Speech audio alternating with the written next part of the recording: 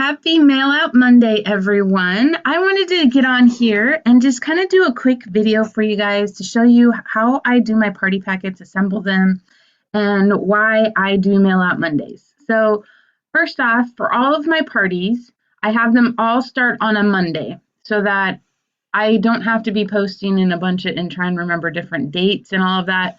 If they all start on the same day, then I can start all of them at the same time, and then they'll end all at the same time 2 weeks later. So for instance, this week I have 4 Facebook parties going that started on Monday.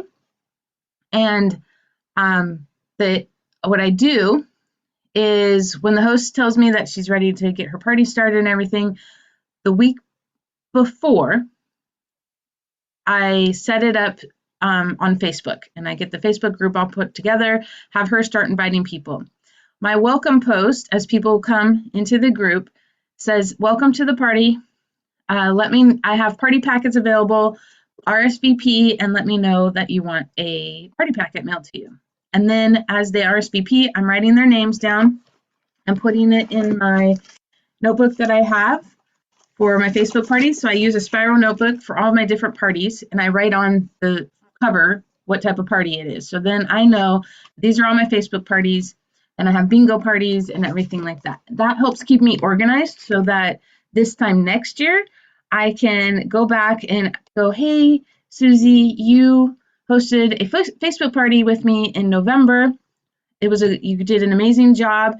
Because I'll leave all the stats. Remember, I'll put on there how much the party was and what she got for host rewards and everything. "Would you like to host another party and get your gifts for free and half priced," or something along that lines, right? So it helps me with following up and remembering who hosts a party and when. Also, as people RSVP, I write down their names that they RSVP'd on here.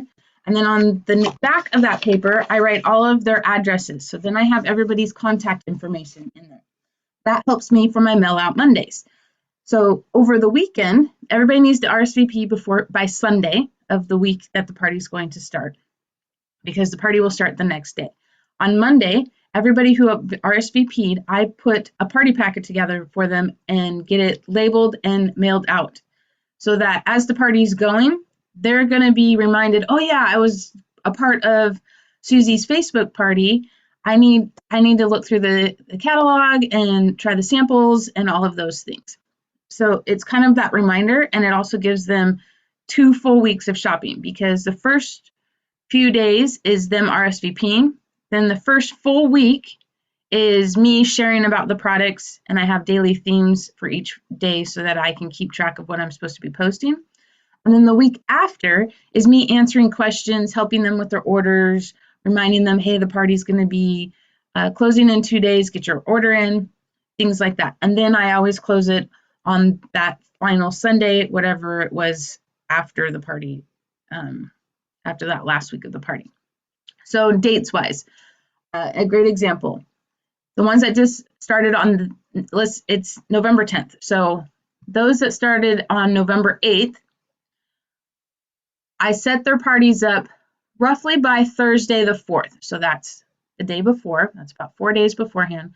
That allows the host to get into her party page and invite people.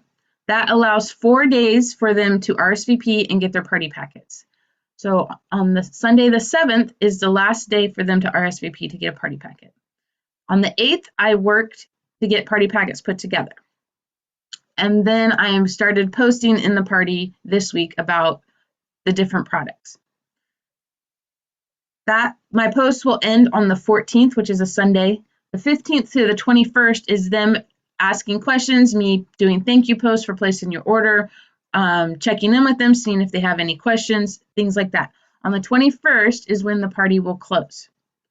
And I reach out to the host and tell her, "Hey, you have this much in host rewards. Let me know what you'd like to get, and I'll figure out the best deal for you."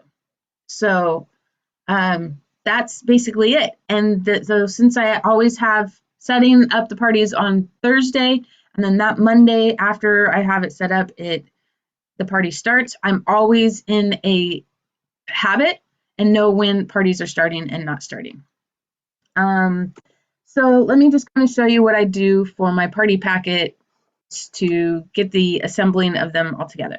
So the first thing that I do is I go through my notebook and I get as many envelopes as I need because I count all the RSVPs and addresses, and then I write the person's name on the envelope and who their host is. And that's because I put a shipping label on this. I print it off through Pirate Ship. It gets me one of the best deals for shipping. I put the host name on here too because then I print off a letter with explaining how the party's going to work and the party link for that specific party.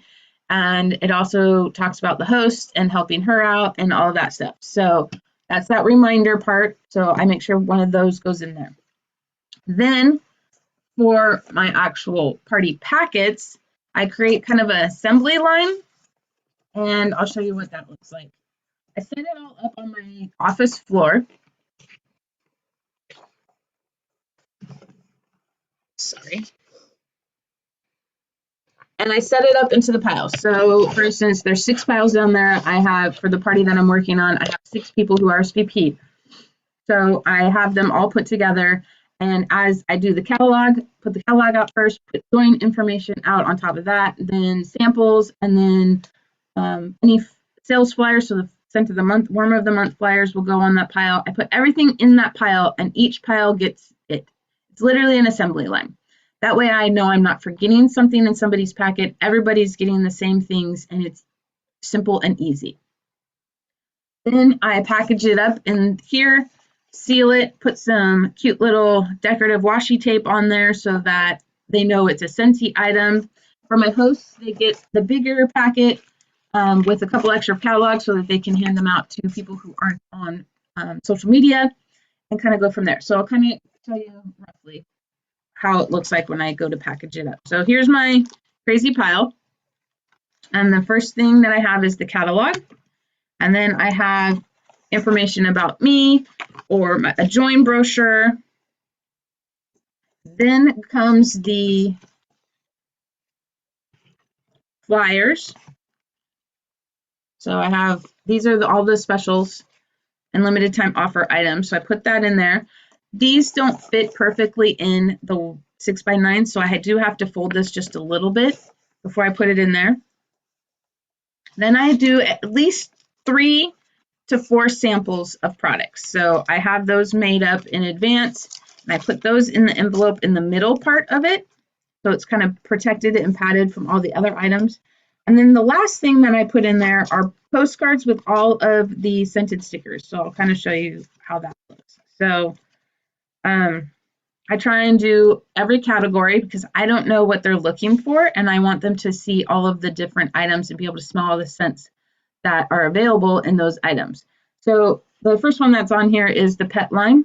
So I have a pet postcard with a sticker, and then on the back I have my contact information and the rest of the stickers for that line. I have the laundry care items, same thing, the stickers front and back with my contact information. Then I have, because I put body and clean items in here, I wanted to definitely make sure I highlighted those. This was something that I just added in there. So for this one, this is the body samples, scents, and then the clean ones. And like I said, I just want them to know everything. This is an old postcard. That's because I'm trying to utilize some of my old business supplies and get them taken care of. But on the back is all of the stickers for the oils. And then what I wrote on there in hand is oil scents, so that they know that these are only available in oils, and my contact information is on there.